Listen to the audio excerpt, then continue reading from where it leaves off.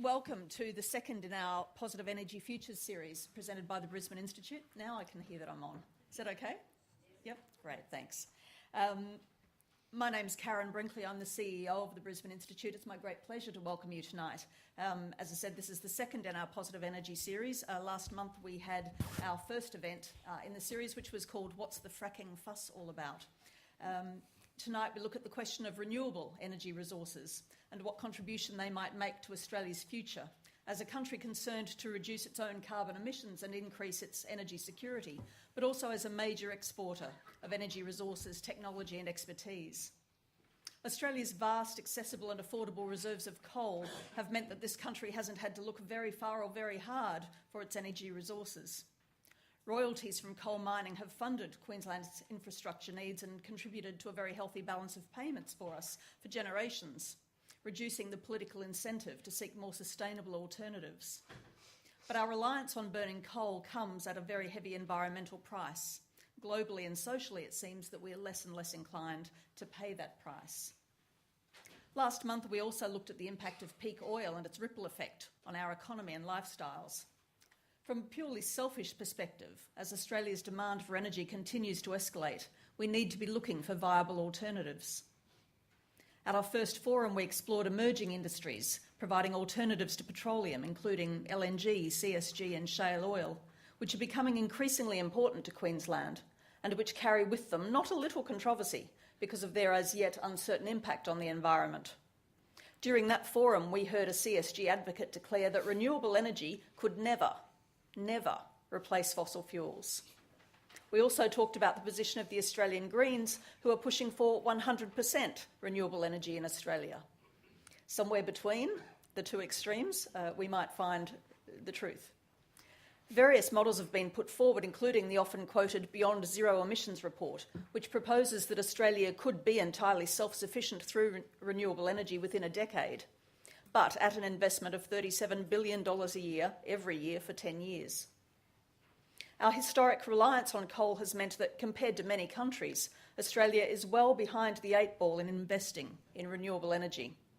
But ironically, along with coal, we're also one of the best endowed countries on the planet for alternatives including solar, geothermal and nuclear. Seriously, when will renewable energy become a viable alternative in this country? And what will it take to get us there? We have a brilliant panel tonight to help us answer some of these questions. Let me introduce you to, briefly, Professor Paul Meredith. Paul is a Professor of Physics at the University of Queensland and leads several major solar infrastructure projects. You can find his bio and those of the other panellists on tonight's program. Paul today, and in fact the rest of this week, might not be the best example. We've not had the best weather this week, but Queensland particularly, and Australia generally, has to be one of the best places in the world to take advantage of energy from the sun. Growing up in Brisbane in the 70s, solar hot water systems were quite the thing, but they never really fulfilled their early promise. Why don't we have solar panels on every roof in the Sunshine State? Okay, I think you probably answered your own question there in the first remarks. Whenever you consider why technology has or hasn't been taken up, I mean, first of all, you've got to look at the base technology. Then you've got to look at the cost and economics of the situation. Then you've got to look at the politics and the sociological drivers that are making it happen or not happen. So, let's be really clear about where the technology is. And, I see a Beyond Zero T-shirt in the audience there, so I'll praise my comments. There's many people feel that the two types of solar technology, that's concentrating solar thermal technology, which has got utility scale potential, and direct generation of electricity from the photovoltaic process, PV. Many people feel that we're there. PV has been around for about 40 years, in its current form anyway. Panels from Kyocera, one of the first Japanese manufacturers, have been in field for 30 years. And showing greater than 80% performance of their T equals naught performance. So, you have to say that Generation 1 technology is performing pretty damn well. However, just looking at the PV side of things, there are obviously a couple of challenges from a technological perspective. I think we've nailed it can last 25 years one. I don't think anybody's worried about that, with the exception if you buy some cheap Chinese panel, which I suggest you don't. we've nailed the sort of lifetime issue with it, but the efficiencies are still what I would call moderate. I mean, a good panel, a good silicon panel of the type you'd put on your roof, even the best ones from someone like SunPower, who claim the highest efficiency, on the module is about 17 or 18%. That means that of the energy that falls, the sun energy that falls on it, about 18% of it is converted directly to electricity. And for me, that's not good enough, quite frankly.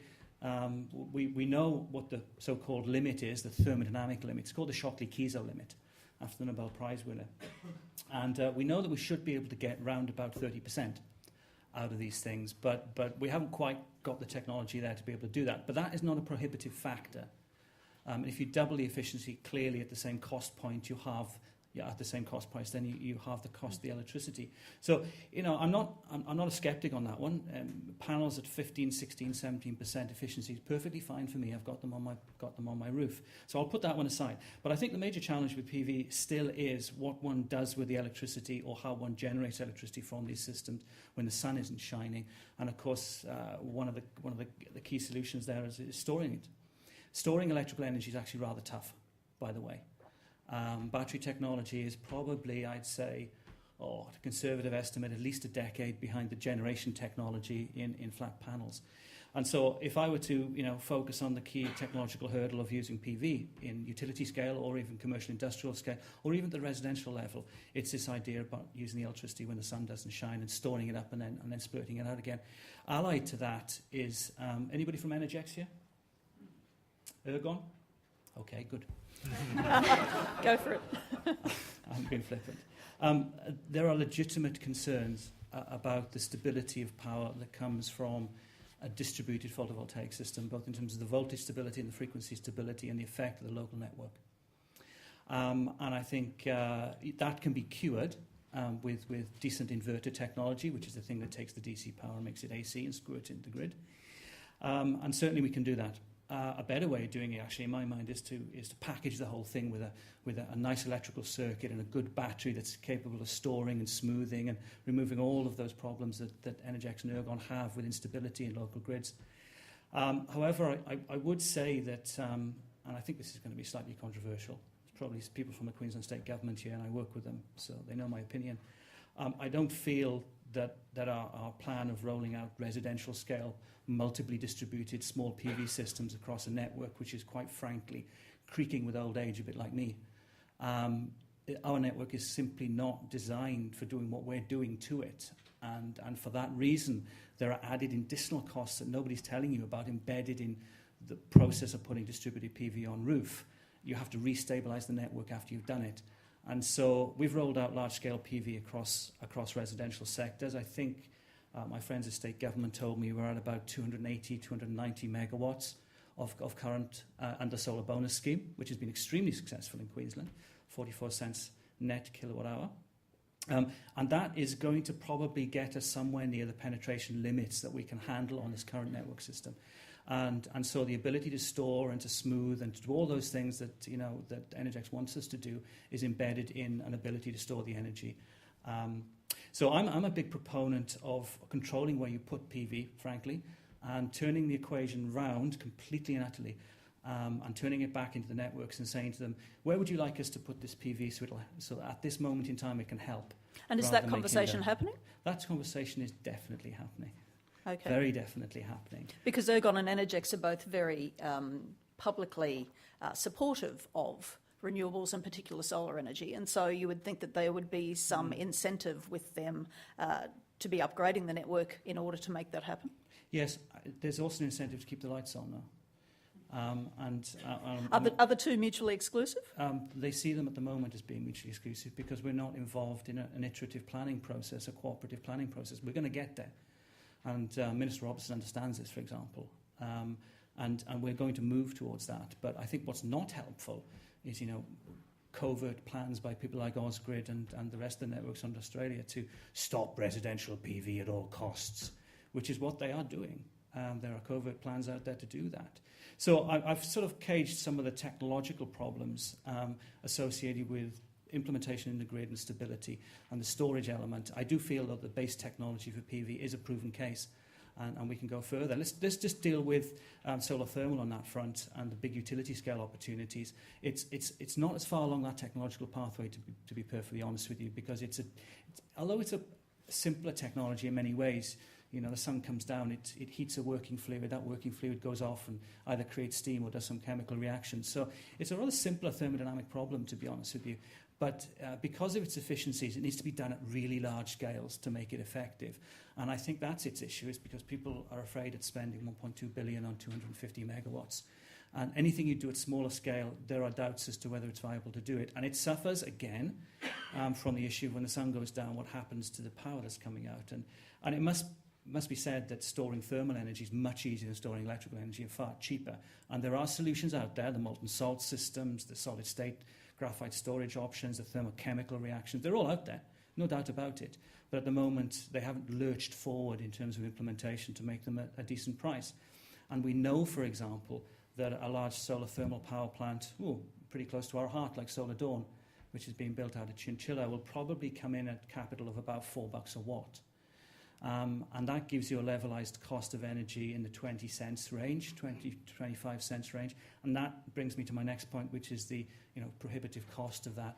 If Coogan Creek coal-fired power station is producing electricity at 3 cents or 4 cents a kilowatt hour and squirting it into the grid, then the solar power station next door is doing it at 20 cents a kilowatt hour. That obviously represents a significant challenge for everybody. But I would say, particularly on is the issue there actually that we are, as consumers, not paying the full cost of? Of course we're not. Okay, of course so it's not that the coal-fired power stations can do it for 3 cents. No, absolutely. No. That's their cost of all their cost of capital and all of their cost of fuel. And coal is still very, very cheap in this part of the world. Now that will change, and the dynamics will change, and it's changing very rapidly across Europe, which has got constrained mineral resources supply, and it's changing across the United States. There's a nice little example. I was looking at a PV project in California. New one has just been announced last week. 250 megawatts PV. It's in the Central Valley, so everybody knows California. Beautiful place, wonderful place for doing utility scale solar. That's 250 meg is being built by SunPower, and my estimate is that's probably a 17 cents LCOE over its plant lifetime. And that in California is going to see it probably somewhere near grid parity in about 4 or 5 years. And after that, of course, it's profit. Now, the interesting thing about this one is it's unsubsidized. Okay, so the business case has got up, underpinned by a loan guarantee by the Department of Energy in the US. So they're guaranteeing $1 billion on the plant build. Okay, they're not giving them the money, but it's allowed the financing to say, okay, we can get a low interest, low risk loan because the DOE is underpinning it. And I think their cost of capital is something like 1.5% interest on their capital build. That's a project now that's getting up at utility scale in California right now. We've got a different dynamic because our cost structures are very different and our capital structures are very different. But that's an example of where the world is changing towards that type of cost structure. So that'll be utility scale SunPower. So there's a few issues, and of course the last case is the political will. You said it in the introduction. The fact is Australia is not a country with an energy security problem. Okay, Europe is a place with an energy security problem. When Russia decides to turn off its gas supply to Germany, Germany gets very, very worried and very cold. Okay, and that's a point that we don't have to force to be forced with. And I think that's a very important thing that everybody needs to understand in this country. I'm a European. You hear the accent. This is normal for me. When North Sea oil ran out in the United Kingdom, and I come from a Welsh coal mining family. My dad's a miner, my granddad's a miner. Closed our pit in 1968. And so the energy supply in the United Kingdom and Europe has been constrained probably for 30 or 40 years. We're so far behind that, historically, that we've only just started worrying about this phenomenon. And so it's going to take us a while to catch up with that. And how long's a while, do you think, Paul? How long will it take us to catch up? Or until there's a meaningful price on carbon. And what's a meaningful price, as opposed to $23? $23, rising to 27 in 2015. And that's a meaningful price? It's not as meaningful as some of us would like.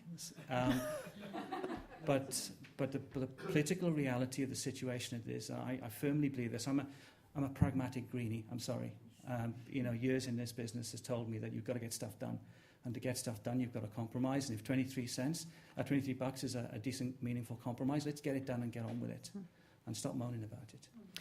Paul, what's the total potential for solar? Could we actually be running, with proper investment and development, could we actually be running Australia purely on solar power?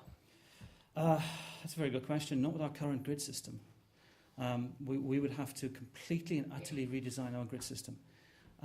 It's a grid system designed for unidirectional flow, which means that, you know, you've got a big power station and you squirt the electrons down this big pipe and then somebody in Brisbane turns the light on, okay?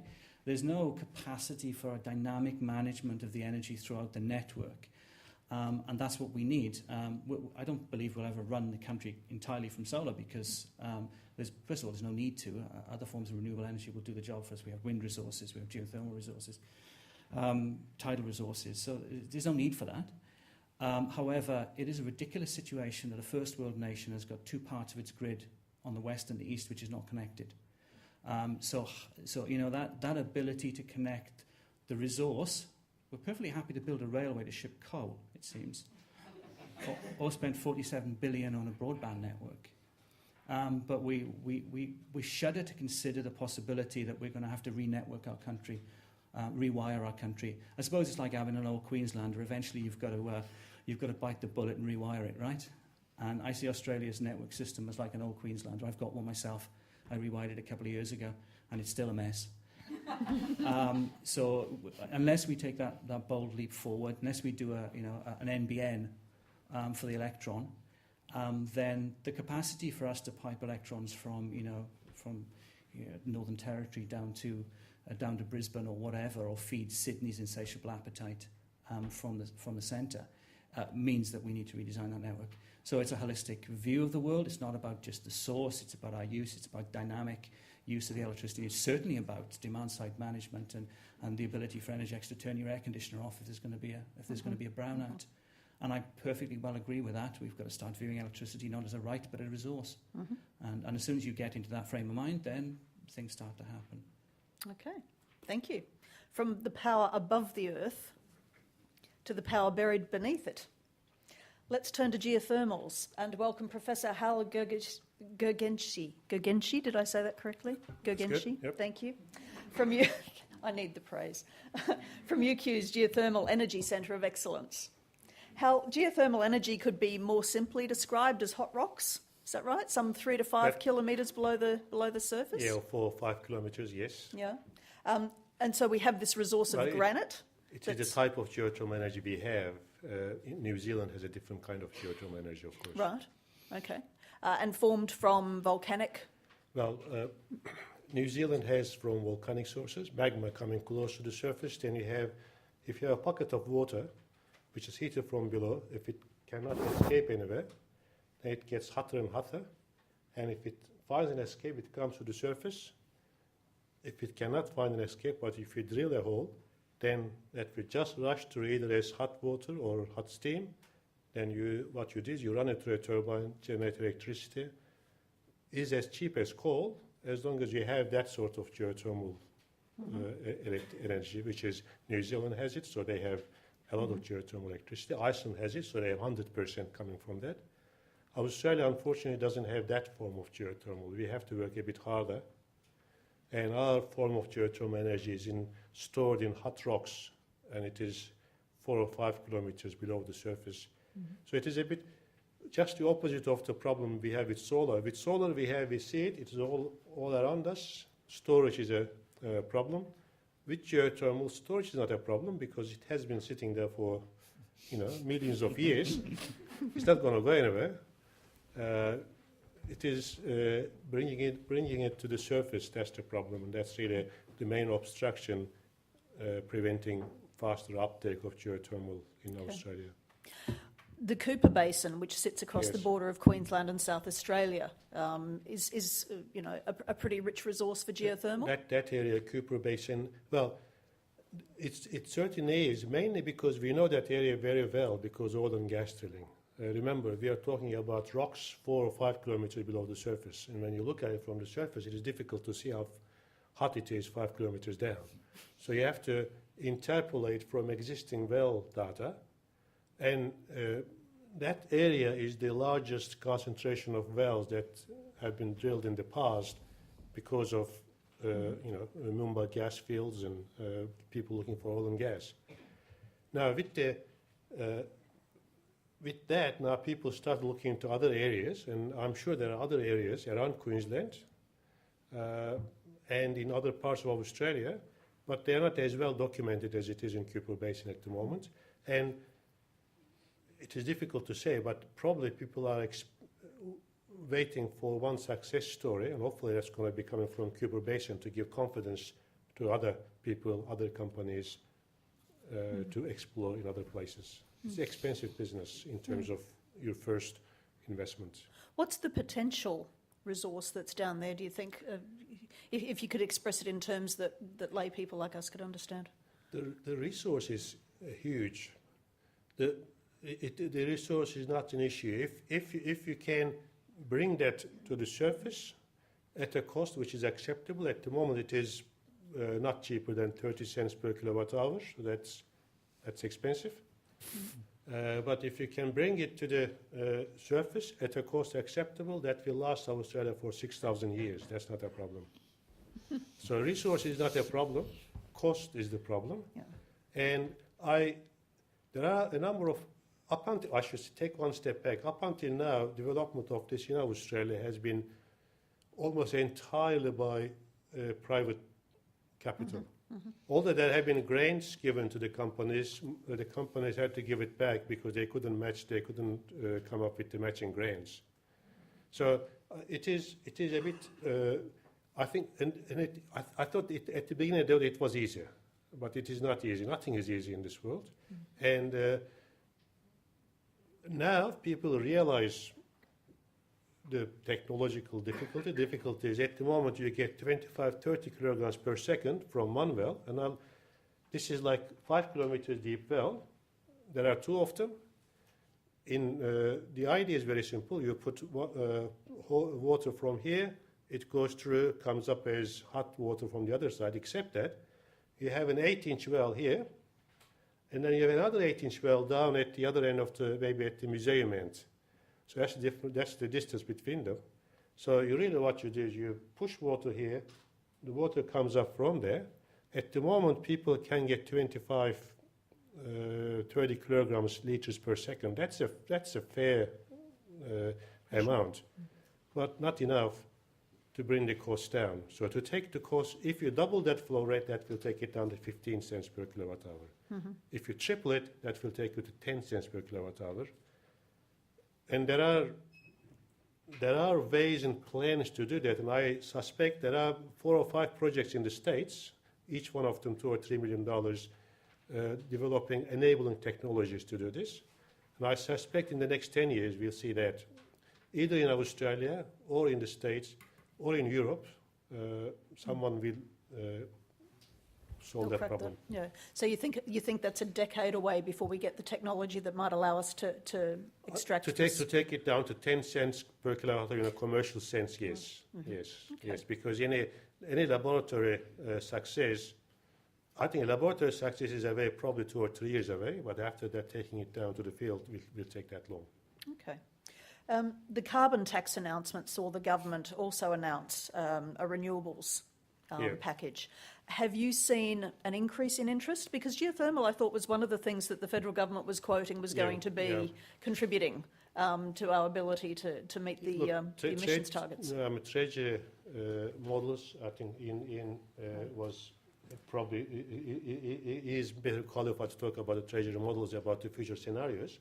But that's both for 2030 and 2050 scenarios. They have about 10% geothermal. As I said, and there is a little irony there, because if you get 10% by 2030, if you get 10% penetration by 2030, by 2050 it will be more like 60-70%. Because if you get that sort of penetration, that means you would have solved the problem I'm talking about. After that, if you just roll them one after the other, there is not going to be any obstacle to it. And so if it's going to take us a decade, though, to get the technology that it will allow us to produce it cost effectively, could you see that roll out to a 10% take-up by 2030?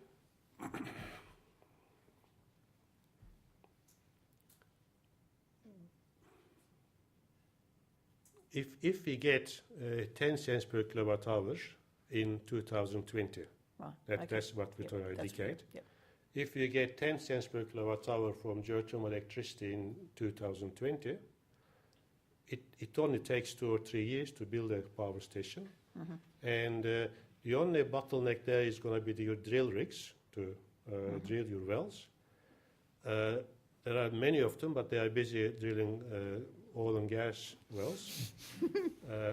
Other than that, there is no bottleneck. I mean, that's if put it this way, when nuclear energy was proven when they built their first fission plant in early 50s, and when the USA started this big rollout of nuclear plants, they, I think, achieved something like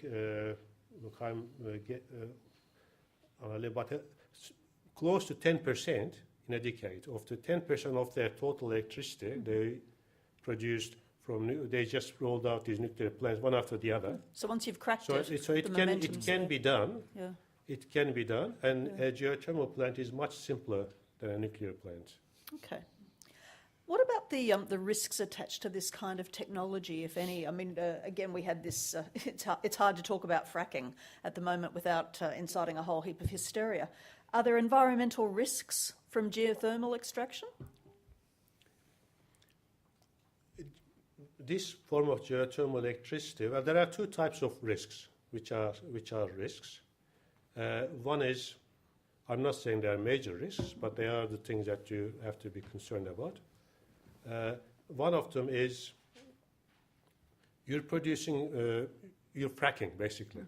You're fracking 5 kilometers below the surface. So you're creating small earthquakes, like Petraterm in Paralana in South Australia. When they did their stimulation a couple of months ago, they produced Richter scale, like I think about 2.5, close to 3. So that's a very mild earthquake. But if you are doing it, and if you're doing it in South Australia, no one cares. But if that's not what I mean.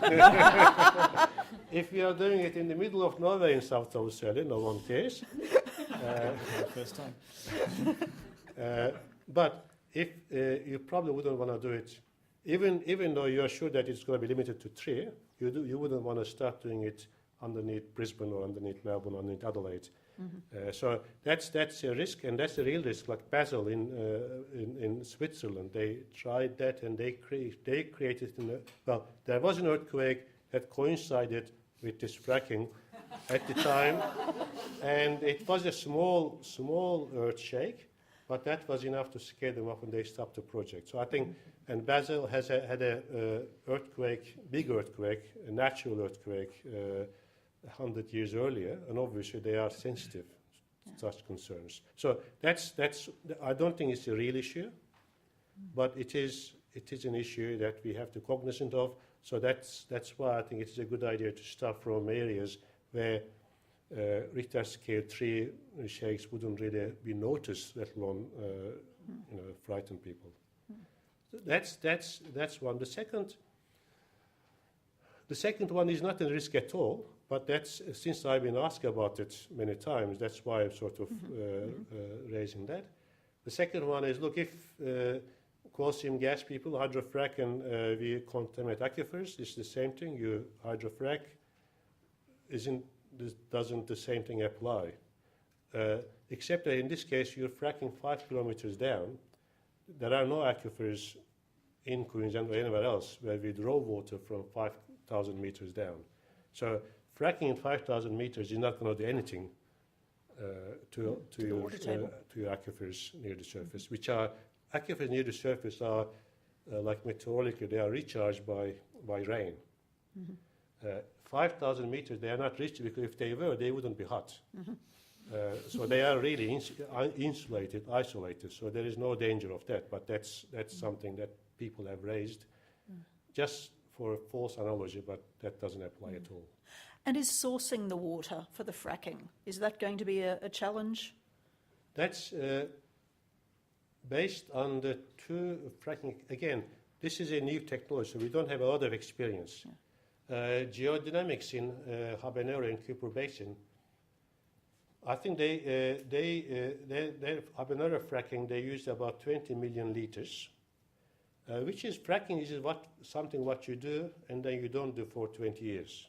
Well, that's the plan. And 20 million litres is not a large amount of water. I mean, a coal-fired power plant, if you're using wet cooling towers, a 1,000 megawatt coal-fired power plant, would be evaporating about 3 million tons of water every year. So 20 million litres, which is 20,000 tons of water, for something that you do at the beginning of a 20-year operation is nothing. Petrotherm in Paralana used 3 million litres per, that's what they reported, 3 million litres, that's even less. But after that, during operation, there may or may not be losses of water. So that's again, we don't know that. In Habanero, wouldn't be because that's insulated, isolated, so water hadn't been lost. It is pressurized water. And in other parts of the world, in tests like in UK, Rosmanos and other places, people have experienced water losses to reservoir in short-term tests, like, and they didn't really, they didn't last more than several weeks. Now, it's questionable if that's would continue or what those losses are. I think that's the jury is out on the water requirements of geothermal. Okay, so lots of potential, Yeah. but also still some quite significant challenges. And if we can crack it within 10 years, then there is a chance of if we solve it, I don't think we have to worry about the electricity needs for the entire world, because this is a pretty, it's a ubiquitous form. Almost every country has it. And when you drill down, every kilometer you heat you get heat for 25 degrees Celsius on average. So for thousands of years we won't have to worry about it, but there are significant challenges. That's why I wanted to emphasize them. It is not a done deal. All right, thank you. Let's move the conversation to Fiona Waterhouse of specialist bioenergy company Utilitas and the topic of biofuels. Now, the term biofuels covers a very wide range of technologies and potential energy sources. In Australia, we're reasonably familiar with ethanol from sugarcane as a potential replacement for petroleum. In the US, corn is being used for the same thing. And in Malaysia, palm oil is being increasingly grown to produce biodiesel. But while biofuels have been touted as an environmentally friendly alternative to conventional oil, there is increasing controversy about the impact of these industries replacing food crops, contributing to global famine, as well as creating loss of biodiversity and, in some nations, community conflicts. So, Fiona, there's one biofuel that's largely free of these problems, and that's biogas. In Queensland, we tend to view organic waste as a problem. Are we looking at it the wrong way? Yeah, we are, definitely. So I guess the processes that we work on are basically anaerobic digestion. And for those of you who have eaten something today, everyone eaten something today? You're currently anaerobically digesting what you've eaten. So in fact, you actually have your own biogas plant inside. You put organic material in, you get energy from it. You get a gaseous phase, a liquid phase, and a solid phase resulting, and basically that's how anaerobic digestion works as well. When it's worked in the case of putting together an asset that would generate power and can be connected to the grid. So, what is biogas in layman's terms? Can you explain that a little bit in the area that you're working with? Yeah. Okay. So biogas is basically produced from the breakdown of organic material in the absence of oxygen. That happens naturally anyway, so it will happen in your compost bin, it will happen if you have a septic tank, it will happen in the sewage treatment plant where our effluent goes. Basically, it's a mix of methane. It's about, depending on what kind of organic material has broken down or been digested, it's around about 60% methane. The large part of the balance is then carbon dioxide. It's a wet gas. When it's produced, it's typically a wet gas. It can have, depending on what has digested, it can have small, or in some cases a little bit more amounts of hydrogen sulfide and a few other chemicals as well. So basically, it's a natural gas, but where natural gas, or what we typically consider to be natural gas, has a methane content of 95, 98, 99. Other people would know that better than me. Biogas typically is around about, as I said, about 60% methane. And so how do you capture it? How do you store it? What do you do with it? Okay, well, if you think of a septic tank, for example, everyone know what a septic tank is? Effluent goes into it. It's a contained vessel.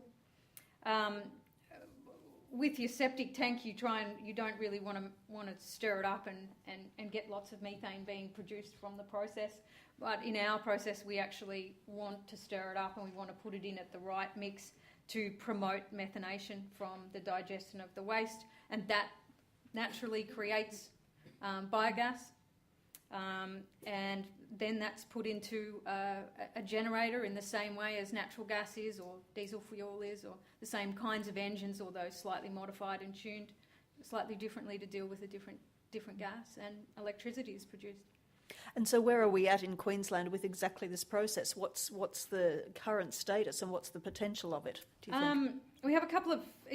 anaerobic digestion is a mainstream part of wastewater treatment.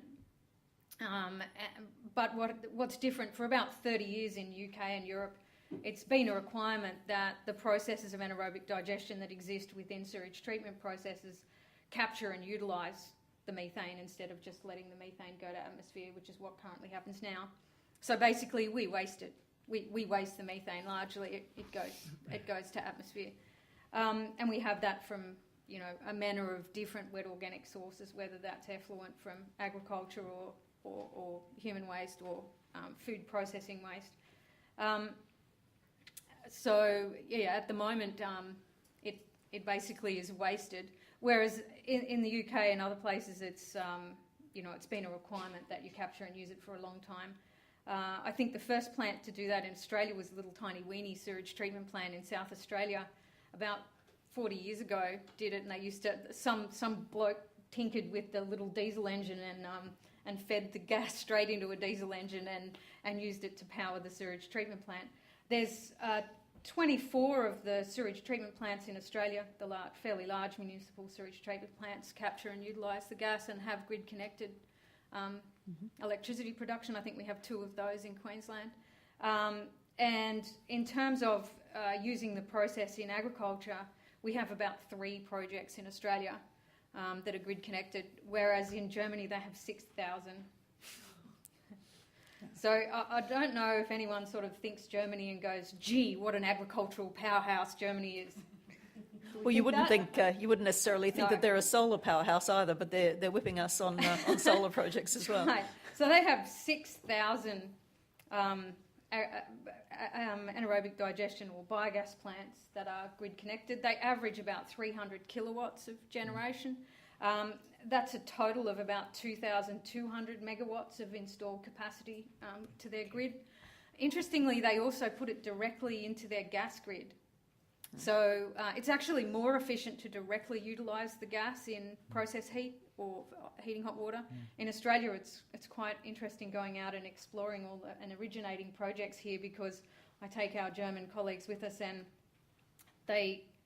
I speak a little bit of German, and they chatter around in the background, and I can hear them kind of going, they're heating water with electricity?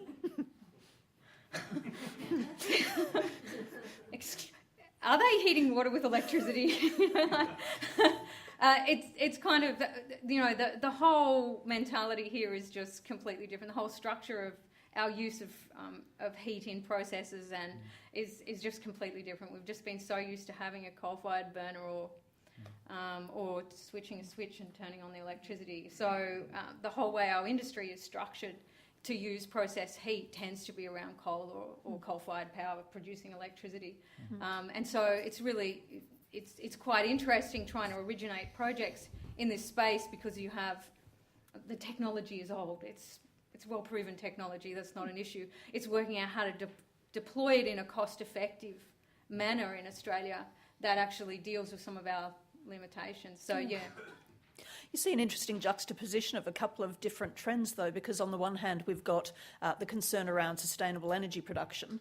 We're also becoming increasingly concerned about what we do with waste and waste management. Presumably, you could see these two things coming together and fixing Yes. two problems at once. Yeah, absolutely. I mean, we currently in society still view waste as an issue, as a problem, but actually, in fact, it's a resource. I mean, for every 100 tonne a day of food and waste, organic waste that we produce, and we produce about a kilo each a day on average in a developed country like Australia. So for every 100 tonne a day, we could produce a megawatt of power. So that is a complete missed opportunity. But so we can deal with the waste problem and the energy problem with proven technology. That is, that's a really great thing with biogas technology. I'll use that term, even though it's not really established in Australia yet. But in creating a biogas industry here in Australia, we have a phenomenal opportunity, because Germany, when you look at the cycle, that they've been going at it for 30 or 40 or 30 years. And with their 6,000 plants, they're way over here on the sort of industry life cycle curve. They're over here. So we're at kind of this nascent industry stage. But the beautiful thing is that we can just pull across all the IP, all the experience, all the supply chains, all the capability, and then do what we do well as Australians and sort of tweak it for our conditions, because we have to deal. Our engineers, I watch the engineers communicate with each other around the world, and looking at the wind loads that our tanks have to deal with, for example, and the fact we have to design even plants that we're putting in central Queensland to deal with higher wind loads than Germany would ever imagine, just those kinds of simple things. The kind of heat that is likely to get generated inside the containers that our generators sit in, for example, is probably 10 degrees higher at the higher end than what... those kinds of issues, our ground temperatures, all those kinds of things need to be sort of all tweaked to optimise the way the technology is used. But we are fairly innovative people, absolutely. So it doesn't sound to me like there's anything much there to stop us from doing this. No, there's not. It's just coming up with viable business models to be able to deploy it. And the thing we've spent the most time on, I guess, aside from tweaking the designs to be appropriate to Australian conditions and to integrate well. The one thing that farmers particularly, but sewage treatment plant operators and municipal waste haulers, they don't have much patience for changing the way they currently do things. So what you need to be, so you can sit back and go, well, that's a problem, or you can go, okay, how do we make sure we design the system so that it actually fits with the way they currently do business? And give them an incentive, a bottom line incentive to change, presumably. Yeah, absolutely. Well, and we finance the plants as well, so that helps. We keep hearing about peak oil. The other peak thing that I'm starting to hear about, that I think we're less aware of, and which I understand is going to be an issue, within the next 20 to 30 years, is peak phosphate, and the requirement for us to be finding new sources of phosphate in order to fertilise the food for the gazillions of people that we're going to have supporting on the planet. Absolutely. What's the big opportunity here for us? Well, so for nitrogen, phosphorus and potassium, so N, P and K, the three minerals that are nutrients that are predominantly used in chemical fertilisers but are a requirement, I guess, for plant nutrition. Obviously, they can come from natural sources as well. And interestingly, we have issues where we have sewage treatment plants that are sending effluent out to ocean outfalls, or all these other sorts of things where we view nutrient as a problem as well. So the component of the waste, we've got the handling issue with the waste, we've got the storage issue with the waste, we've got the amenity issue, smells and other things with the waste.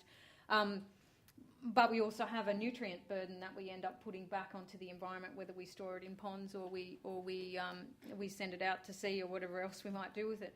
But in fact, we have our own supply of nitrogen and phosphorus and potassium. So we could actually be, not only can we take what we currently call a waste and produce energy from it, but we can also take the nutrients from it. But not only that, it contains water, so we can also recover the usable water from it as well. So we actually have a complete utilisation of a waste stream. And the great thing is that the technology exists to be able to deploy it at a distributed, at a local kind of level. So you can actually scale the solution to the actual waste size, volume, type very, very easily. It's not, and so therefore you have an energy plant, a fertiliser plant, and a water recycling capability. So it's kind of mind-boggling that We're not doing it. we only have 27 projects currently in Australia, and 6,000 in Germany. By the way, in Germany, they've actually set a goal to double their capacity by 2020. So they're currently building about 130 plants a month on average. Yeah. All right, thank you, Fiona. Some of the biggest developments on Australia's renewable energy scene are coming from wind. While Victoria's recently introduced tough new laws which look like hampering development of new wind farms, South Australia has announced a new wind project due for completion in 2015 that it predicts will produce a quarter of that state's electricity, and is also combining it with a biomass pilot project. In Queensland, wind farms are also being proposed for Hughenden, the Atherton Tableland and the Darling Downs. Dr Ian Rose, as one of the country's foremost energy advisors, is wind energy an answer for Queensland, do you think? Well, certainly it doesn't have to come from Queensland, because these days you could have a butterfly flapping its wings in front of that wind turbine in South Australia, and you could measure the change in voltage at Cairns, for example. So you don't have to have the wind locally, or the resource locally for that matter, solar. So it's just one big system, and I guess it will be the market that will determine whether that wind is produced in Queensland or whether it comes from Victoria, Tasmania, South Australia, or any other part of the grid. So But the grid's got the capacity and the connectedness to make that work. Yes, it's a bit of a surprise, but the studies that we've done have shown that the grid can quite happily deal with something like 20,000 megawatts of wind, which is about half of the amount of generation capacity that there is in Australia now. So the reason is because wind is a fairly dispersed feature of the climate, and because population is spread out fairly widely as well, it doesn't need enormous amounts of energy to go from one end of the country to the other. So you can have a great deal of wind. You can't have a great deal of the best wind resource, but it's a trade-off. You can either say, well, I'll have my wind a little bit less windy, but because it's in a good location, say wind, for example, on the Darling Downs would be great, because the grid, as Paul and Hal know, is that we've got a very strong grid out there on the Darling Downs, which is there to support coal-fired and gas-fired power stations. So wind can muscle in on that territory and get a very free ride or very low-cost ride into Brisbane. So that's what the big companies, AGL, Origin, and many others are looking at. They're looking at whether the trade-off between going to the windiest places and going to the places where the grid is going to give them access to the cities. Okay. And so how does wind stack up commercially, economically, with some of the other technologies that we've been talking about tonight?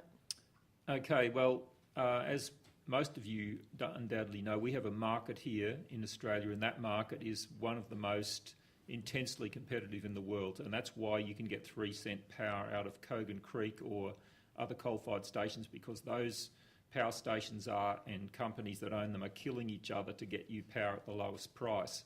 So if you look at it that way, wind and renewables generally can't compete. The only renewable that can really compete on a level playing field with coal and gas is hydro, and a lot of that hydro has already been built years ago in the snowy Tasmania and up in North Queensland and places where it's wet.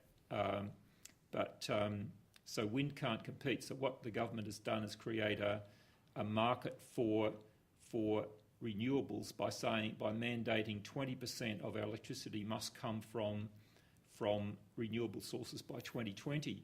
But they've made that a market. So now all the renewable companies have to compete with each other for that market. It so happens that although a decade ago wind wasn't competitive at all, we had small wind farms, 60 kilowatts, 100 kilowatts.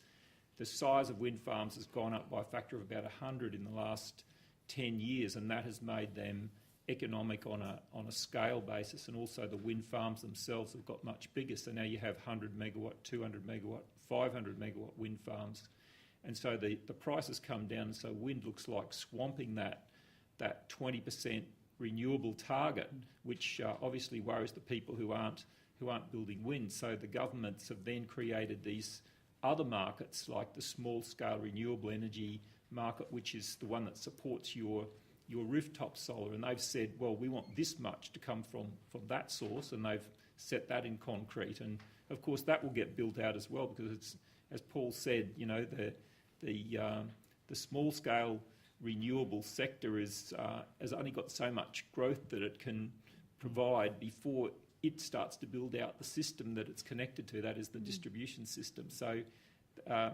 everything is happening through market processes, and it so happens that wind is looking really good in its sector, but it's up to our governments then to create space for the emerging sectors that they know are going to be good down in the long run, but aren't quite there yet because they're not as far advanced along the technology curve. And are you confident that our governments are seeing that as an issue and dealing with it at the moment? Well, I am. I was heavily involved for about 10 months in the modelling for the Treasury's $23 price, and I do have a great deal of confidence actually that they're right in the zone there, and that $23 is a pretty good starting price for change, and that a lot is really going to come out of that. So yes, I think in a way both sides of government supported the 20% renewables. Both sides support the idea of getting our emissions down by 5% by 2020, which sounds not very much if you're not in the industry, but if you consider that growth is 2% a year, that's 20% in another 10 years, and to get the absolute number down by 25% from where it was going to be is a very big ask indeed, and you know, that's one of the really big challenges. But yes, I think there's a lot of effort going in now. Maybe we were late starters, but we're strong finishers as well. Okay. I want to move on now to an energy source which is not strictly renewable, and which, since the Japanese tsunami and the Fukushima disaster earlier this year, is practically unmentionable. I want to talk about nuclear energy for a little while. Now, when I was growing up in the 80s, our big generational fear was a nuclear accident or nuclear war following those disasters at 3 Mile Island in 1979 and Chernobyl in 1986. We then had a long period of relative comfort. Nuclear energy was even pegged for the ALP National Conference up until Fukushima happened in March. And since then we've seen Germany close down half of its nuclear power stations, a move that other nations have criticised because it forces Germany actually back into dependence on fossil fuels and imports. In looking at developments in nuclear technology over the course of the last few decades, was Germany's response to Fukushima an overreaction, do you think? Oh, well, that's a very leading question. In my experience, I've lived in both Canada and the US for lengthy periods of time, and I've seen nuclear power stations that have been built and with the reactor fuel loaded, which was then closed down before they'd ever produced a kilowatt hour of exported electricity, and cost $5 billion to build, and got sold to the local government for $1. So if you have enough passion behind things, and people have got passion about it, obviously they can stop anything from happening. So it's not really a matter of technology and whether technology will advance far enough for nuclear to be safe. I think it's always going to come down to where that nuclear is located, and what the risks are, and whether the populace will wear those risks. And Ian, in fact, you prepared a report for the Queensland government a few years ago on the state's nuclear options. Do you think that nuclear should remain on the table as a discussion point for Australia? I think it should. I don't think it's going to go away in other parts of the world that aren't as fortunate as we are. There aren't very many places on Earth where we have a desert that stretches 3,000 kilometres. That's only 100 starts 100 or 200 kilometres west of all our major cities.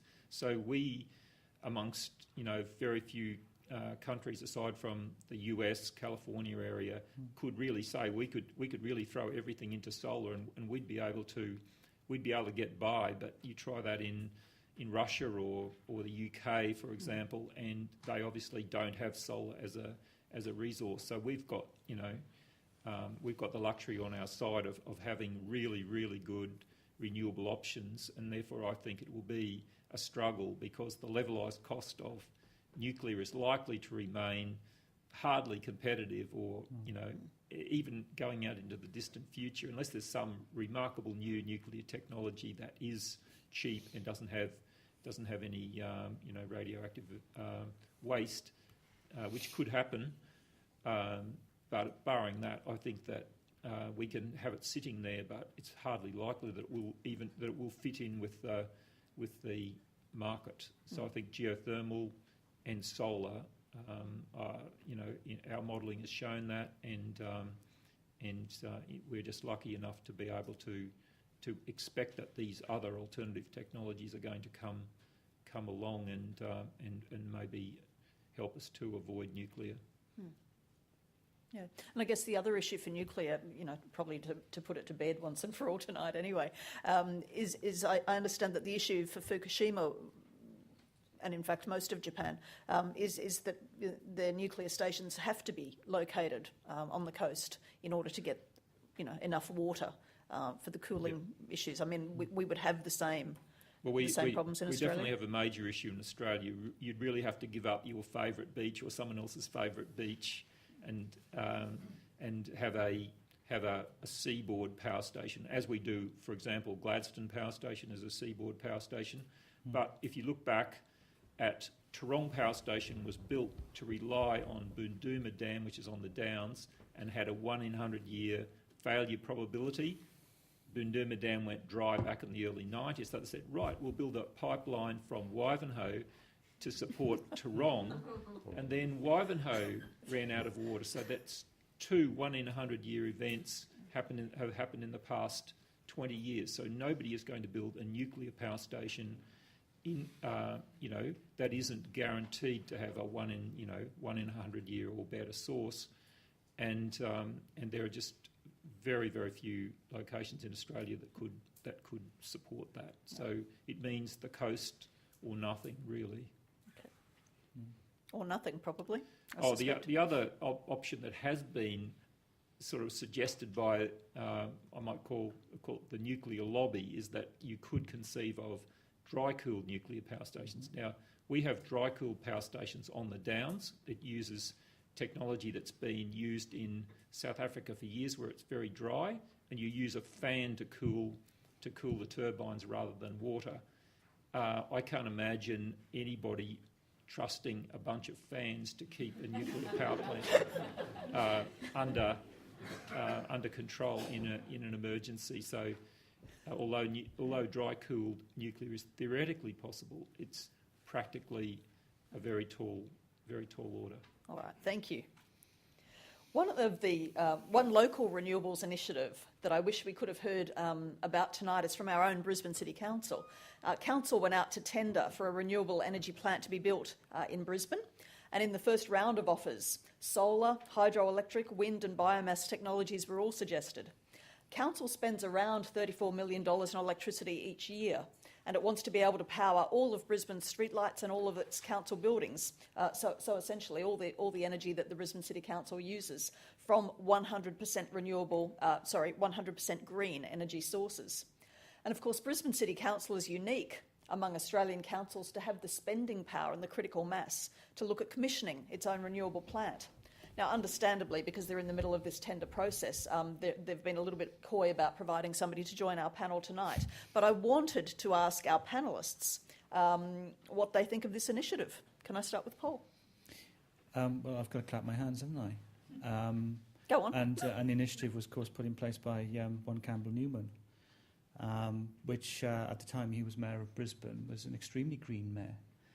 I just hope he continues to be green in the future. I think Brisbane's got a unique opportunity because, as you say, it's spending power. We put, you probably know this, but we as a university put 1.2 megawatts on our St Lucia campus. Was it 3 months ago, Hal? 4 months ago? About 4 months ago, and that's going to give us about 6% of our peak power load, probably about 2 to 3% of our average energy usage. And to be perfectly frank, learning through doing is probably one of the most powerful and persuasive things that any institution can do. UQ is a 21 megawatt peak user of electricity. It's huge, okay? We spend literally tens of millions of dollars on electricity, just like Brisbane City Council does. And there's been a sea change in attitude in our senior executive team. It really is remarkable. They can see the business plan. Everybody log on to UQ Solar Energy Portal, and you can see what our solar panels are doing on a minute-by-minute basis. Okay, have a look. It's wonderful. You can see the peak energy days. You can see all of the things that's happening there. And we've built out the business plan now. And when we planned the thing, it took us 2 years to raise the capital to do it and persuade, some of the senior Senate members this was a really good thing to do. Now everybody's an evangelist for the cause. We've learned how to do it. They can see the business plan. We had predicted a payback of around about 10 to 12 years. It's probably going to be about 8 or 9 years now for the system. The CFO has all of a sudden become a complete greenie because he can see 10 years of free electricity for the university worth literally millions of dollars. The business plan is there for all to see, and we're sharing all this information with everybody, including Brisbane City Council, by the way. And in fact, Brisbane City Council came in and tried to buy our electricity off us.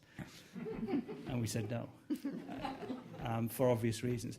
And so as organisations like Brisbane City Council and UQ become more and more committed to the cause, this gives supply chain opportunities. We created a whole new set of supply chain opportunities in what we did. And it's the largest PV system in Australia at the moment, and it'll probably remain that way for about another 12 months. And so all of that critical mass is gathering, and I actually don't care whether Brisbane City Council does a biogas plant, builds some wind farms out on the Darling Downs and pipes it across, or goes out to the Western Downs and builds a nice little 10 megawatt solar plant. I really don't care. What will happen is that there's going to be a change of attitude and a change of philosophy within the organisation that will create a critical mass. And now we have how many projects on the table? Probably 10, including a biogas system. I can't tell you where. But the whole of the organisations now can see what to do, and the embedded skill of having to know how to do it, and that's critical as well. It's important, isn't it? I mean, Hal, we were talking earlier about the fact that we needed just one geothermal success project to prove the point, and so perhaps all we need, where we've been talking tonight about the missed opportunities around renewables, perhaps all we need is leadership from one organisation of a decent size, like a local government council, to make some of this happen. What do you think? Apart from agreeing with everything that Paul said, there are other things that can be done as well in terms of not only City Council doing its own thing. Let's take the cooling of our buildings. Let's not go to too difficult technologies. I mean, there are perfectly working, proven technologies like ground source heat pumps or piles that you can drill, or solar thermal cooling. All of them, certainly ground source heat pumps, that would generate cooling of our big buildings at a cost competitive with the cost of electricity and what we use at the moment. Now, it doesn't. There is no market for it. So there are no people doing it. So it takes a bit of push, and what is going to push it? A bit of either incentive or a statutory requirement, or some regulations. And we're not adding a big cost to it. It's just we're putting a bit of incentive to people to use it. I mean, Canada did that, and then the heat pump, ground source heat pump business just almost exploded. It didn't really cost any more to air condition to build a building. So there are things that can be done beyond, doing it yourself, but also motivating other people to do it. Mm-hmm. Thanks. Fiona? I guess if you looked at the opportunity for something like biogas from the wet organic waste that's collected every day in Brisbane. It's about 800 tonnes of wet organic waste collected. The difficulty, though, is source segregation. At the moment, we haven't had to... If you remember when we didn't recycle cardboard and plastics and things, it was all just thrown in the one bin, and then we went through a whole phase where people now typically recycle as a matter of course. It's the same basically with wet organic waste. So as you know, whether you're in a restaurant or at home preparing food, those kinds of things. In places like Europe, you have an incinerator in a kitchen, whether it's a commercial kitchen or a home kitchen, that'll go down to a basement where basically the waste truck comes along and it's already macerated. They plug into it with a big vacuum collection system. They take it to a huge biogas plant way out in the outskirts, and they bunk it all in, and then it either gets produced as turned into electricity or upgraded as a fuel and put into their gas into their buses in Sweden, for example. If you see buses in Sweden, they'll say powered by biogas, and so will the trains. So there certainly is the potential for it, but I think, as Paul has suggested, because source segregation, we can't go overnight to just suddenly everyone being, really anal about source segregating their waste. So there is actually currently market failure in the source segregation of waste, even from larger sources of organic waste like restaurants and food processing companies and those kinds of things. So we need to kind of start at a sort of practical level and match the kind of plant to the what's rationally able to be source segregated in a location. And I think in doing that, it lends itself so well to scalability, and it's, that is infinitely possible. So I mean, there's certainly a possibility to do it, but could I pull together, even with the waste haulers, 800 tonnes a day of material to go to a biogas plant? No, it just physically wouldn't be possible at the moment, even though it is produced, getting it source segregated so that it was clean and not contaminated. Because you could imagine, just to put it back into the technology context, you wouldn't want to chomp on plastic or a glove or something on your breakfast cereal, and that's the same issue for a biogas plant. Now, if you did, it'd probably just go in one and out, in one end and out the other, but it would, if you ate too much of it, it would start to cause you some problems, and that's the same. So we can't have a situation where, oh, oops, we chucked 3 tonne of plastic in the 100 tonne of waste. You know what I mean? It's got to be source segregated in a way, and that's not an easy process. Okay. Ian, your thoughts on the council tender and any advice you might give them? Well, I think one of the things that I would do if I wanted to provide really large-scale electricity to Brisbane would be to probably make better use of the pump storage power station at Waterhouse, which is a huge power station, 500 megawatts of generation and 500 megawatts of pumping. So if you put in a couple of thousand megawatts of solar in somewhere in the Brisbane Valley, and you then just had a contract with Waterhouse whereby if the sun was shining a lot, you pumped the water up the hill and stored it in the Split Yard Creek Dam, which you can drive past on the way to Esk, and then released that when it was cloudy. Then you would go a long way towards a really major supply for Brisbane. And one of the interesting things about the electricity market that the country has created is that not much is done with that. We have an enormous hydro resource of nearly 4,000 megawatts in the Snowy and 2,500 megawatts in Tasmania. But those companies are run as independent entities where they make money by trying to put others out of business. But if there was cooperation, you could actually use a lot of this.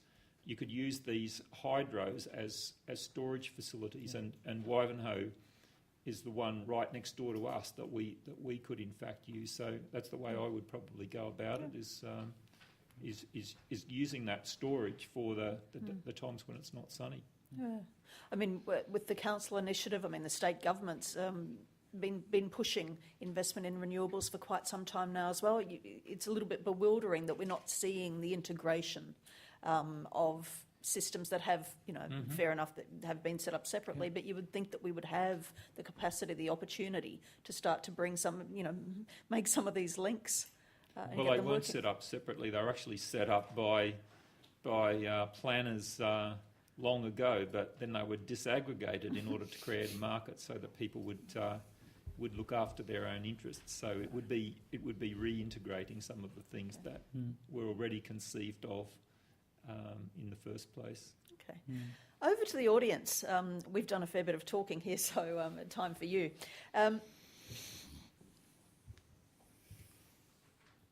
If you have a question, we've got handheld microphones. If you have a question, could you please raise your hand and wait for the microphone to come to you? And it's quite important that you wait, because we are recording this tonight for a podcast, and so we need your voice down through the microphone. And could you also please just make the most of the expertise on the panel tonight, as well as respecting others in the audience? We're looking for succinct questions rather than long statements. Does anybody have anything that they want to ask? Great, thanks, Rolf.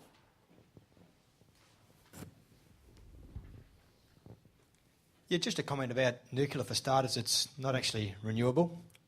No, I said that. People might say it's clean. And from what I understand, there's about 100 years' worth of reserves left at current rates of usage. If you actually quadruple it, the maths works out about 25 years' worth of reserves actually left.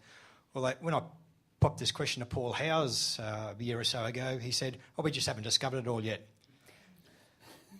My question actually is around the massive subsidies governments actually give to the fossil fuel industry in Australia. I believe it's around about $10 billion a year, and we've got the president or the head of the International Energy Agency urging, especially what I call the overdeveloped countries, to eliminate all fossil fuel subsidies by 2020.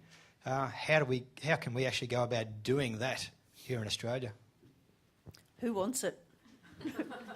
Well, I think that, in fact, that's what a carbon price does, because a carbon price is added to the production from every generator. So if you're a high emissions generator, like a coal-fired plant, or particularly a brown coal plant, then if the carbon price is $23, it's going to add about $35, 3.5 cents a kilowatt hour, which is the fuel cost for a brown coal plant is around about 0.5 cent a kilowatt hour. So you're increasing it from 0.5 cent to 4 cents a kilowatt hour, and that is intended to have an impact, and it will have an impact. It's just that it's going to take time for those companies to realise that it's more economic for them to cut their emissions than it is to absorb the cost.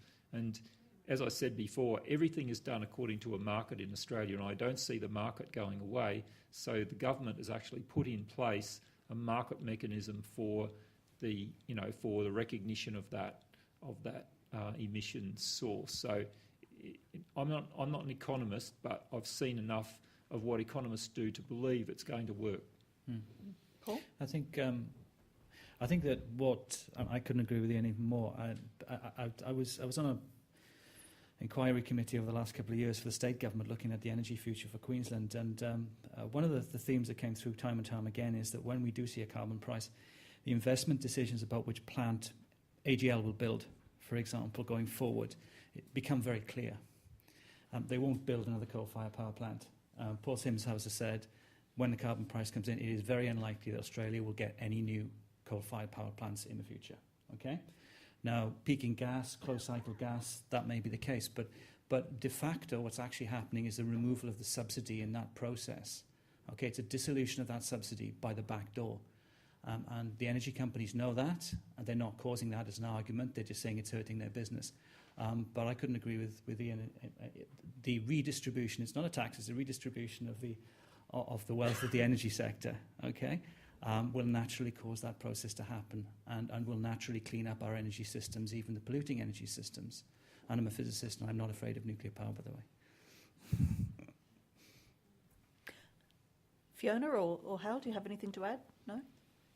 I think I'll add one thing to the carbon tax thing. There are going to be subtle effects, even $23 per tonne. And as we go to more and more gas, because gas is the next one rather than going to all renewables, I think that's going to be gas. Gas is much different from coal. You can build small gas turbines here and there, or other gas engines. So that means you don't have to have large plants. You can have small, almost neighborhood gas power plants. What that means is it becomes much easier to absorb the renewables into a grid which is dominated by gas power plants rather than coal-fired power plants, because you can start and stop a gas engine or turbine very quickly, as opposed to a coal-fired power plant. So these are subtle effects that's going to start happening as we have a carbon-priced regime. Interesting. I guess a month or 5 weeks ago, Senator Christine Milne talked, because the Greens' position had always been that they saw gas as being a transitional energy between coal-fired and 100% renewable, and Milne basically reversed the position and said that they were going to push for 100% renewables straight away. But from what you're saying, we actually need the gas transition, or perhaps it's the gas transition that's going to facilitate the investment in the network upgrades and so on that's going to make the renewables possible. Is that what you're saying? You have to be realistic, and that's really natural. That's how I see natural growth of things. And more distributed energy, which is more localised energy, which is, I think, the point Hal's making as well. So if you use a gas-fired engine, you can capture the heat from the production of the electricity. So you get, if you've got an 800 kilowatt electrical output engine, then you're getting 800 kilowatts an hour of electricity, but you're also getting roughly 800 kilowatts of heat as well. So you can use that heat as process heat. You can actually use that. You can use that to heat hot water. You can use that. For cooling even, you can put it through a. I just lost the thought. But that's another heat exchanger. Heat exchanger. I totally lost what that was.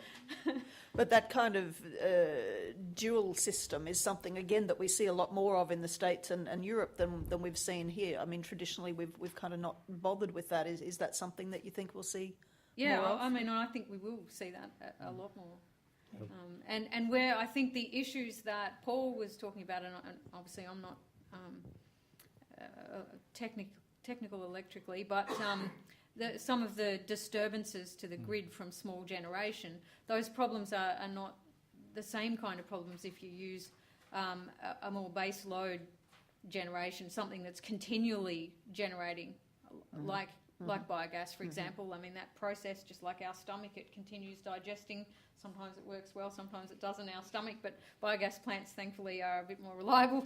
And they can continue to produce gas and electricity 24 hours a day. It doesn't matter whether the wind's blowing, the sun's shining, what's happening. They are a continual supply of gas, so long as you maintain the health of them.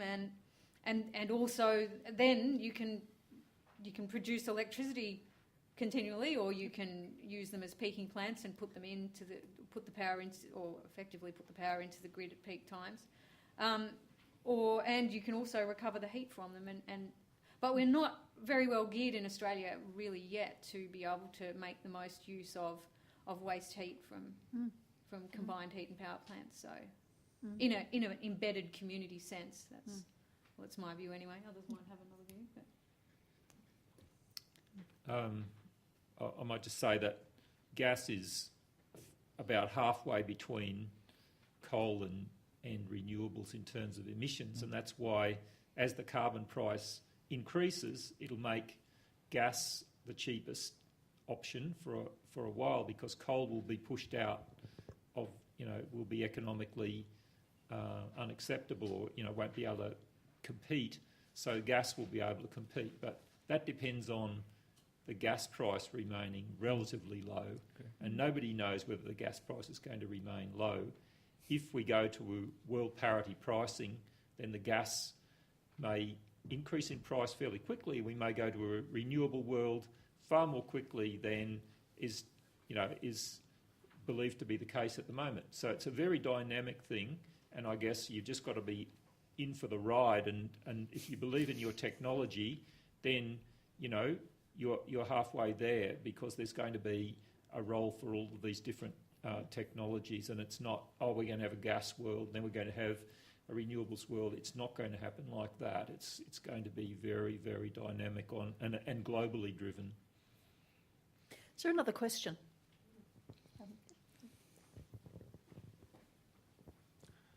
Hi, we've heard tonight that the carbon price will lead to gas winning if it's just a carbon price, and we've heard that with the renewable energy target it leads to wind winning. With solar PV and solar thermal on a quite rapid cost reduction trajectory, what's the best policy option, support mechanism to ensure that we travel down that trajectory quickly and allow those to compete and participate in that mix that you're talking about? So maybe a question for Paul and Ian. Well, I hate to say the word direct action, but I mean the solar. What do you mean? What do you mean by it? I don't know. Does anybody mean what direct action is? Certainly not Tony. The solar flagships program is direct action. Okay, it's taxpayer subsidy of the capital expense of building a solar thermal power plant and a solar PV power plant. The Solar Dome plant at Chinchilla is a $1.2 billion, 250 megawatt plant. If I do my sums right, I reckon that's subsidised at the level of about $575 million by the taxpayer in Queensland and the federal taxpayer. Okay, of that order. We're the lead research organisation on that plant. The Murray solar power plant, the PV solar power plant in New South Wales, that's about a 150 meg, and it's about a 975 million project. Actually not too economically viable, that one. But that's direct action taken by subsidising the capital expense. There are other mechanisms by which you can take direct action. I mentioned the 250 megawatt Californian Valley project by SunPower and NGR, and that's underpinned by financing from the DOE loan guarantee scheme. So there are multiple ways of taking direct action, and I hope that the Clean Energy Finance Corporation will have that capacity to do that. I certainly would expect it to, if it survives a change of government, that is to say. So I'm afraid that at utility scale anyway, I still think we're in a place where there's going to have to be some direct action taken in solar energy in order to cross-subsidise, with loan guarantee probably one of the best ways to do it, in order to get these things built so that we can do the learning, and we'll learn a lot from Chinchilla, from Solar Dawn. I'm a big fan, by the way, of coupling CSP, concentrating solar power, particularly CST, as the primary heating stage for thermal power plants. There's another project at Chinchilla which not a lot of people know about. I think it's called the Solar Boost. There's 40 megawatts of solar field being put in at Chinchilla at Coogan Creek in order to assist primary heating, and that will save about 30% on the plant emission. Now, for me, that's a really good way of learning how to do this stuff, right? Establishing the supply chains, rattling out the technology, and getting some runs on the board. And again, that is heavily subsidised, probably $1 in 3 through the REDP scheme at the federal level. So I'm afraid I have to say that at that level, it needs subsidy. Let's just wind things back a little bit, though, to a smaller scale. And there's a lot of discussion around particularly how one stimulates industry development in the renewables and solar sector by placed commercial industrial scale projects. And the people in the industry are telling us now that in certain circumstances, the kind of megawatt scale solar system, okay, hundreds of kilowatts upwards, is now becoming quite viable, because the bottom line is that grid parity doesn't mean the same thing to different people. If I'm the University of Queensland, I'm paying, say, 12 cents a kilowatt hour on my forward contract for my commercial industrial scale electricity. And if I can now put a system in, as we've done, and prove that the LCOE on that is sub 20 cents a kilowatt hour, okay, the cost projection for our electricity means that there's a crossover point in round about 6 years. Our economists are telling us that, and we're very fortunate to have economists that can tell us that. And so therefore the business case is an absolute no-brainer. And so my proposition is quite simple, that commercial industrial scale is a very, very persuasive opportunity across Australia, because it allows one to strategically place installation and incentivise installation, and so help the network problems that we've all been talking about. Plus, it insulates that C&I sector from electricity price rises. Plus, it stimulates industry development. Okay? And I think we'll get to a point very soon, in the next couple of years, where you simply won't have to cross-subsidise the C&I sector in many circumstances. Now, I've been a big proponent in Queensland for putting a C&I tariff in place, not just on solar, but on other types of renewable installation. Maybe we'll see that, and maybe we won't. But I think it's different sectors have to survive on their own ultimately. The Germans now have taken the subsidy from solar to peg it to wind in the last couple of weeks. Big news in Germany that. The solar industry moaned for about 2 or 3 days and then got on with it. Okay? And that's what happens when you develop the supply chains and you mature your industry through that process. So at the high level, in summary, I think we're going to need direct action subsidy. I'm terribly sorry. I don't think the RET is going to allow us. It's not the stimulus, enough of a stimulus. And certainly the carbon price is not enough of a stimulus at that level. I hope the Clean Energy Finance Corporation will help out. But I reckon commercial industrial scale next couple of years, little subsidy now, get everybody excited. Okay? And it should be off and running in the next couple of years on its own. That's what's happening in the US. Okay. Other panellists want to add anything? Ian? Well, I think that the federal government has rolled out a very, very good model in terms of both federal governments in terms of the renewable energy legislation. And they could easily say, well, we just want a 1% wedge for geothermal and a 1% wedge for solar, but then let the market decide. And I can tell you that there will be people flying in on planes tomorrow to take up that wedge, just like there are in, when we deal with wind companies these days, it's not Australian wind companies, it's Spanish wind companies or Indian wind companies. They're coming from everywhere. So, it's just a question of the government, making the space available for that particular technology, and it'll happen, and then it'll probably grow far beyond, the level that they have mandated. So when you think about it, everybody's probably prepared to pay 1%, pay for 1% of solar thermal or 1% of solar PV added onto their bill because it's only going to be a couple of percent extra on their bill.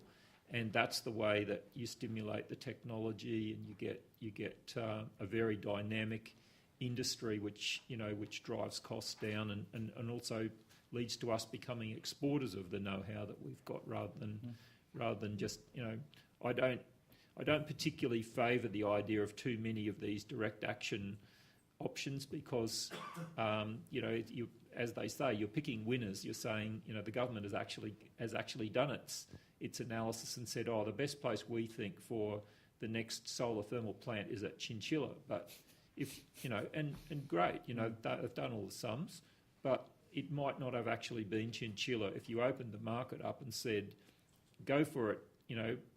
We'll just take the first 1% that comes in. You might have got a different outcome, and that's where you really stimulate the research and development. Something I'd just like to raise, I think, just building on what Paul was saying and what we've sort of mentioned before about sort of more distributed, localised kind of solutions, I think that commercial industrial space is really, really critical. And one of the things that we've given, I'm the only female on the panel, sorry, Karyn.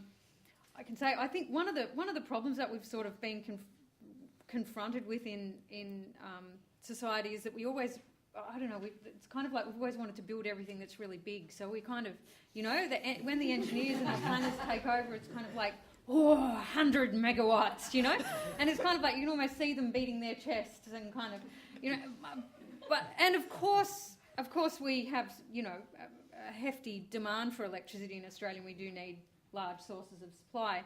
But to me, it's far more exciting to build 100 1-megawatt plants than 100 megawatt plant. I mean,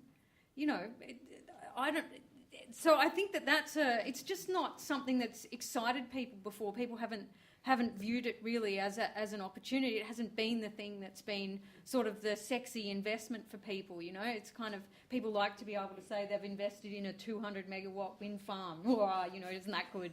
But yeah, I think we have to start looking beyond some of that. And to my way of thinking, the real opportunity is in the C&I space. That's where I think the big opportunity, because the other benefit that it has, and I'll defer to the guys who know more about network behaviour and distribution behaviour than I do, but the other advantage that it has, it actually takes the load. If you have more embedded generation, or you put 1 megawatt plants around the place taking up basically a 1 megawatt load on that site, or maybe taking up 80% of that load, then effectively you're releasing that power from the grid. So you're actually increasing your capacity and improving, in some cases, your reliability. Now I know that there are technical issues with that, but I don't think that's ever factored in, because we have had this bigger is better, let's build the big 100 megawatt stuff as the primary ethos, whether it's sewage treatment plants, and we do the same thing with sewage treatment plants, and we do the same thing with power plants. Everything's got to be big and centralised, and I actually think that we need a whole sort of shift in thinking, and maybe we need more women in engineering, to sort of get away from this notion and start thinking about things more at a local scale. Do you think that there is the social appetite to have lots of smaller distributed systems that then are perhaps closer to residential areas and so on? Is that going to be an issue? Oh, look, I think those are issues, but I mean, people, at first when people were putting on PV on houses, there was people saying that the world was going to end as a result of that. So, we do go through those phases, and obviously there's a need to comply with various amenity and planning controls and all those kinds of things, which I think in Australia are well in place. So, no, I don't. I think that it is possible. I mean, if you look at factories, and I mean, the space Paul is talking about, let's face it, is big factories, it's sewage treatment plants, it's large consumers of electricity, and it's big sites. It's often sites that are more remote, or in industrial estates where there's a cluster of them, for example. So I think if we look at that market in that light, no, I don't think that those issues exist. But I don't see any. I mean, we're in the Brisbane Technology Park, and I don't see wind towers running down the row of the street, or where's that? Because you get that in other parts of the world. In other parts of the world, it's on every roof is every big roof is covered, every big roof is collecting water. You know what I mean? I think we've missed that somehow, because it's not big enough for people to get excited about. Okay, thanks. A question here. I'd like to ask how confident the panel is that we will get an effective carbon pricing mechanism in view of the political uncertainty, with a lot of opposition to it in the electorate, and the federal opposition pledged to rolling the scheme back if it does get up on the 1st of July next year, and also pledged to do whatever they can to disrupt the operation of the carbon pricing system in the meantime. Anybody want to have a go at that? Your guess is as good as mine. Ian, did you want to? Well, I think that there is a lot happening worldwide, and I think that politicians can change their minds very, very quickly. And even when Tony Abbott said he was going to sign something in blood, he just said, this is as good a promise as a politician can make. And I think that said it all. So, once it's come to pass, it'll be a lot harder to unravel. Maybe there won't be the drive to unravel it then. Yes, there's a risk, but I think that there's a risk that almost anything can be unravelled. So let's get on with it, I think, and recognise that we are going to have a carbon price, and that it's not going to be the end of the world. And in fact, if you look at the $23 price, it will actually add around about 1 cent per kilowatt hour to your electricity bill, and that is a lot less than some of the other changes. For example, how many people in this room know that you are mandated to buy 15% of your electricity from gas?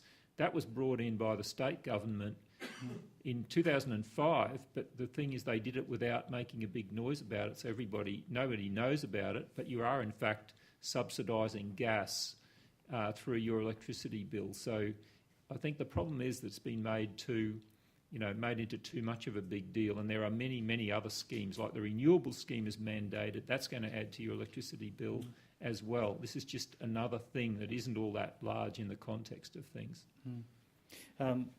I mean, was it a core promise to sign in blood? I'm not sure.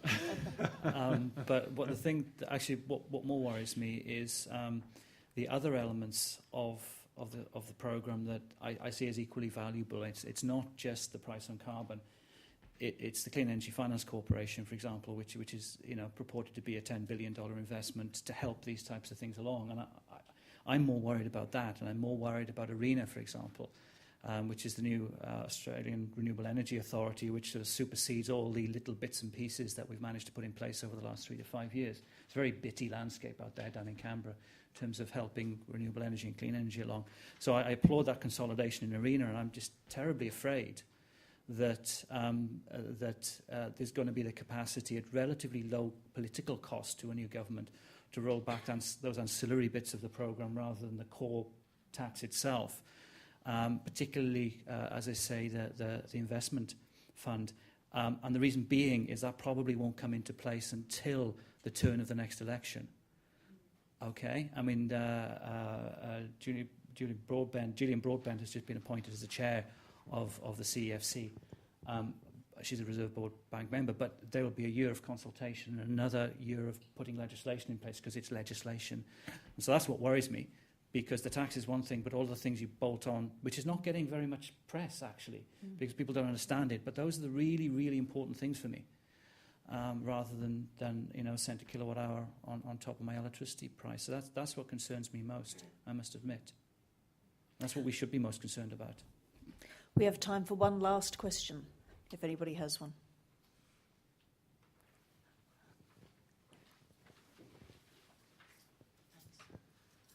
I was just wondering it's very hard getting this information out. It's okay, we're here tonight, but I found the Courier Mail, which is dismal for Queensland. How do you feel that it reports anything about any of the findings that you're making and in trying to get anything out of that newspaper? Let the sunshine in. Oh, look, I've sent them emails. Wake up. Is anyone awake? It's just incredible. Does anybody want to comment on that? I think that across the board, I'm terribly sorry, but the Australian media just doesn't get it. And we go out there. I'm a member of the APVA and the CC and all these organisations, and we've all got communication plans, and it's like, it really is very difficult at times. However, I think I arrived in Australia in 2001, straight off the banana boat, as it were, from the United Kingdom to set up my research programme, and it wasn't until about 2006 that there was any traction whatsoever, and there was a change in attitude in the country. It was the Al Gore factor. He made I don't know if you remember it. He came down, he gave a couple of lectures. There was this massive rollout of publicity. It was wonderful. And all of a sudden, the phone was ringing. The state government was saying, can we give you some cash to come in and do some research? And this is a sea change in attitude. And I think one thing about the Australian populace is that, yes, it is fickle, but it is also a population that is capable of changing and changing quickly. And that's an outside observer coming in. Because there are a lot of embedded beliefs here, but there's not a huge 300 or 400-year historical kind of legacy that you have to deal with like there is in Europe, where things change more slowly. You may think they change quickly in Europe, but they don't. They change very, very slowly because of all the historical and political factors. And so, stop reading I won't talk the Courier Mail. I won't talk the Australian and many other places, but there are some really good hardcore things coming through now, particularly in the online media that are putting good information out there, and things like the Beyond Zero, invaluable in that it's opened up. Although the boundary conditions, not everybody believed it, including me, by the way, but it opens the discussion up and it elevates it to a new level, and that's why we've got to keep pushing these types of agendas, because that's the sort of discussion that gets through to voters. Okay. Not the Courier Mail. I was sitting on an industry panel for a University of Queensland class last week, and the tone of the questioning at the end was similar. The guys in the class are learning about all these things that are going on around the world and all the things that go on in Australia in renewable energy and other things, and kind of questioning why in the mainstream media we don't actually hear about it. And I think, there was some of the questioning around that was quite desperate. These young people sort of going, why? Why? We're sitting here, we're spending all these hours at university, we're learning engineering, we're learning business, and we're studying doing business in a carbon-constrained world and blah, blah, blah. Why is that not the case? And I guess my response to them was, well, look, the pragmatists are just getting on with it, and that's what Australians have always done. Australians tend to be, you look at our farmers, for example, they deal with all manner of shite raining down on them. and they just get on with it. And I think that, I think a lot of people who are really trying to get on and do things, or are getting on and doing things, are a bit afraid, and I'm certainly afraid to put my head above the parapet into the mainstream media because, that they just knock your head off. I think watch the trade media, as Paul says. If you look at, waste management and the environment, and a whole bunch of WSN magazine, and a whole bunch of sort of trade media around renewable energy, you'll find that there's a hell of a lot going on. And I think, take comfort in that. I think it's actually a topic for a whole other discussion. But I think within a year or two, if not already, I would challenge the idea that the Courier Mail is still mainstream media. I think that you will find that the rise of online communication and the way in which people are using what they're calling social media, but the fantastic article somewhere today, I think the Sydney Morning Herald, about Twitter, for example, and how that is changing the face of journalism and the depth and the currency of the information, and how that is making what we've traditionally called mainstream media practically irrelevant. So I think that's an area that's changing very, very quickly, and for people who are connected, and it makes it so important that we get an NBN. For people for people who have both the opportunity and the skills to take advantage of digital communication, I think that's the new home of informed debate. That's enough of my soapbox. I'm going to ask for brief closing remarks from each of the panellists. Really quickly. Paul, what's the future and what do you need this audience to do?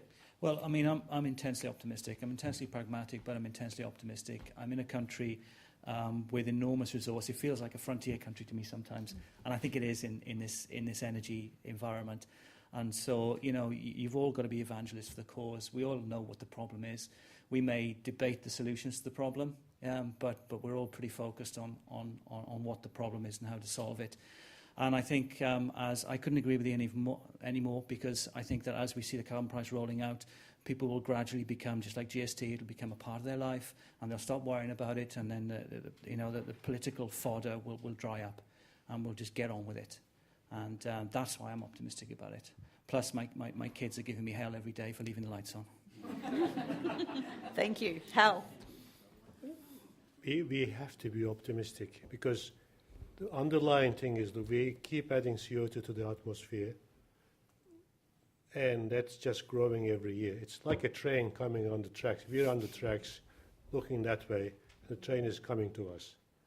Look, it will hit us unless we do something. And that's going to get worse and worse in the coming years. So there is no escape from it. Either we change, we get out of the tracks, or we get hit. So we have to be optimistic. Thank you. Fiona? I think sort of small local community solutions around renewable energy will play a bigger role, and around, obviously, I would also say around reclaiming water from waste sources, reclaiming for industrial processes, reclaiming a nutrient that can replace chemical fertilisers. I think we're going to see we've sort of had this era of globalisation. I think we're going to our pendulums, they always just swing. They never seem to stop in the middle, do they? They always go from one extreme to the other. So we've been this sort of rampant globalisation. I think we'll see a swing, and I think we're already seeing a swing back to localisation, where community really is important to people, and whether that's a high-rise block of flats in the city or where I live out in the country, I don't think that matters, or whether it's a network like we saw in the Middle East around the world of people that motivate each other for a cause. I think we'll actually see a revival of community as a concept, and I think our whole nature of how we create infrastructure or maintain infrastructure or build infrastructure in that environment, whether it's energy infrastructure, water infrastructure, waste infrastructure, transport infrastructure, will all change around that. Thank you. Ian? Well, I was just starting to enjoy globalisation, Fiona, so I'm not sure I want this localisation bit, but I think in the next 20 years, I think we'll see a worldwide ring of renewable power generation. The technologies already exists, and in Europe they're talking about taking a lot of power from North Africa into Europe, and they're serious and they've got the money to spend on it.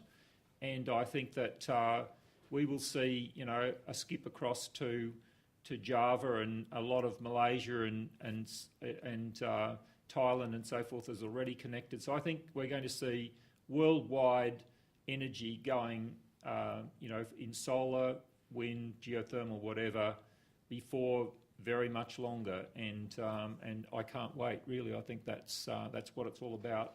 The Earth is on a 24-hour cycle, so why can't we get our power from Europe when it's daylight there and it's dark here? So I think it will happen. It's just a matter of time, and so that really is where the renewable future is going to come from. Thank you. There's another really important aspect of this energy question, which is about our behaviour as consumers, whether we're individual or business consumers.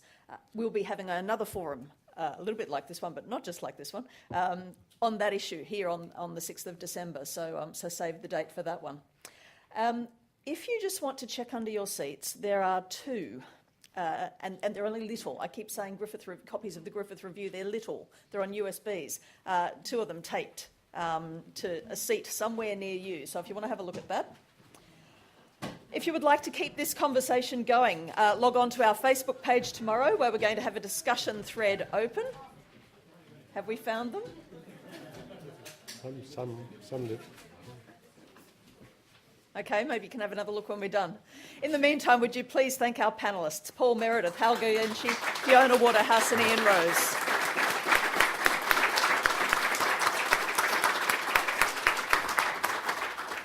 We're also grateful to our Brisbane Institute partners, particularly the State Library of Queensland and Santos, for their support of tonight's discussion. And thanks to you for caring enough about this pretty important issue to come along and give up your time and join in the debate. Thank you very much. Have a safe journey home.